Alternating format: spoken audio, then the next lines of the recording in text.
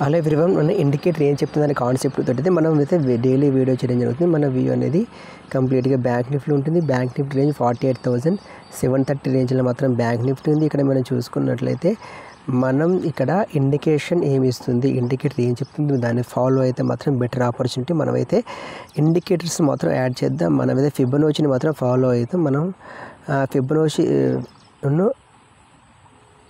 Extension retracement ఈ రెండింటిని మాత్రం మనం యాక్టివేట్ అయితే చేసి ఫర్దర్గా ఏమవుతుంది అని చెప్పేసి ఇండికేషన్స్ మాత్రం కాల్ మాత్రం డిప్ చేస్తే బయింగ్ ఇన్ డిప్ కాల్ మాత్రం కాల్ సైడ్ మీ పొజిషన్ చూసుకోండి. ఎప్పుడైతే కాల్ ఇక్కడ డ్రాప్ అయిందో ఈ రేంజ్ నుంచి అప్ సైడ్ పోవడానికి మాత్రమే ఛాన్సెస్ ఉంది. ఏది అంటే 48,500 రేంజ్ నుంచి, లేదంటే ఇక్కడ ఇది 48,560 రేంజ్ నుంచి మళ్ళీ మంచి మూవ్మెంట్ ఇవ్వడానికి మాత్రం ఛాన్సెస్ ఉంది. కాకపోతే మీరు కంప్లీట్గా మీ వ్యూ అనేది కాల్ సైడే ఉండండి. కాల్ సైడ్ ఉంటే మంచి ప్రాఫిట్ ఉండడానికి ఛాన్సెస్ ఉంది అని చెప్పేసి ఇండికేషన్స్ మాత్రం చూపిస్తుంది. ఓకే, మీరు రిస్క్ రివార్డ్ అంటే ఫస్ట్ ఆఫ్ ఆల్ మీరు ట్రేడింగ్ మాత్రం అవాయిడ్ చేయండి. ఎందుకంటే ఒక 6 months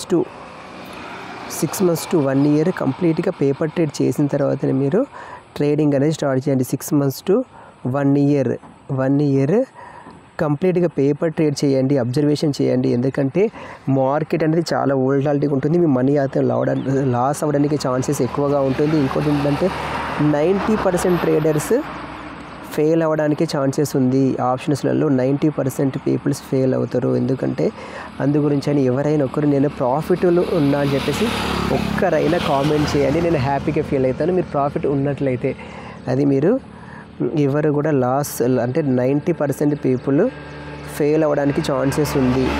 మీరు మాత్రం గుర్తుంచుకోండి, ఓన్లీ 10% మాత్రమే ప్రాఫిట్. ఇంకా ఈ 90% ఫెయిల్ అయిన వాళ్ళు 10% మాత్రమే మనీ అయితే తీసుకుంటున్నారు.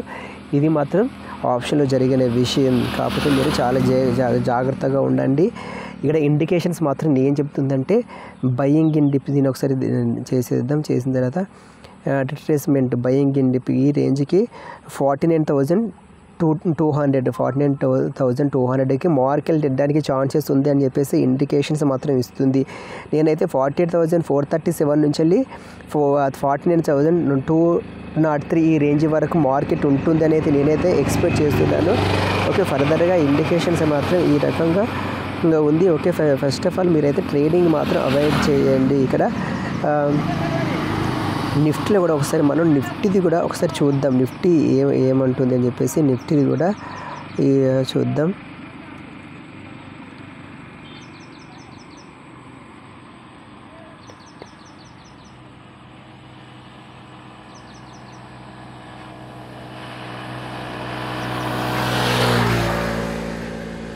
ఒకసారి నిఫ్టీది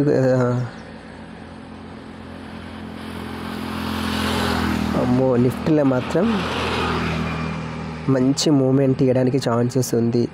ఎప్పుడైతే డ్రాప్ అవుతుంది ఇంకా డ్రాప్ అయినా కూడా మంచి పొటెన్షియల్గా అప్సైడ్ పోవడానికి మాత్రం ఛాన్సెస్ ఉంది. నిఫ్టీలో మాత్రం ఈరోజు ఎవరైతే ఉంటారో వాళ్ళు మాత్రం కంప్లీట్గా కాల్ సైడే సిఈ సైడే ఉండండి. సిఈ సైడ్ ఉంటే మాత్రమే ప్రాఫిట్ ఉండడానికి ఛాన్సెస్ ఉంది.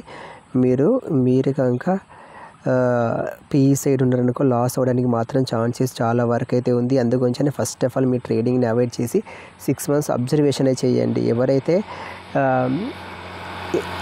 3 years కంటే బిలో ఉన్నారో వాళ్ళు మాత్రం ఓన్లీ 1 lot తోటి మాత్రమే ట్రేడింగ్ చేయండి. ఓన్లీ 1 lot ప్రాఫిట్ అయినా లాస్ అయినా సరిపోతుంది. మీకు ప్రాఫిట్ వచ్చినా 1 lot అమౌంట్ సరిపోతుంది, మీకు లాస్ అయినా 1 lot అమౌంట్ సరిపోతుంది. అందు గురించి అని మీ వ్యూని కన్ఫర్మ్ చేసుకొని ఇప్పుడు నేను సిఈ సైడ్ అంటే కాల్ సైడే ఉండండి. కాల్ కంప్లీట్గా డిప్లో బై చేయండి, ఇప్పుడు ప్రాఫిటబుల్లో ఉంటారు.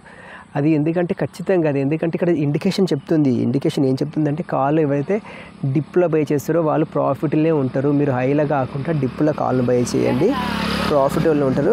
మీరు హైలో బై చేస్తే మాత్రం అది డ్రాప్ అవడానికి ఛాన్సెస్ ఉంది. అందుగురించి మీ స్టాప్ లాస్ని కొట్టి మళ్ళీ బయటకు వెళ్తుంది, లేదంటే మళ్ళీ ఒకసారి దాని ప్రాఫిట్ బుక్ దాని రేంజ్కి వెళ్ళిన తర్వాత మళ్ళీ డ్రాప్ అవడానికి మాత్రం ఛాన్సెస్ ఉంది. అందుగురించి అని హైలో ముట్టుకోకుండా కాళ్ళు మాత్రం ఎప్పుడైతే డిప్కి వస్తుందో డిప్లో మాత్రం కాళ్ళు బై చేయండి, మీరు ప్రాఫిట్లోనే ఉంటారు. ఓకే ఫ్రెండ్స్, మరో వీడియోతో మళ్ళీ కలుసుకుందాం. ప్రతి ఇండికేటర్ ఏం చెప్తుందని మనమైతే వీడియో చేస్తున్నాం. ఏదైతే బెస్ట్ ఇండికేటర్ వాటి గురించి అయితే మనం మాట్లాడుకోవడం జరుగుతుంది. మరో వీడియోతో మళ్ళీ కలుసుకుందాం. Thank you for watching. జై హింద్.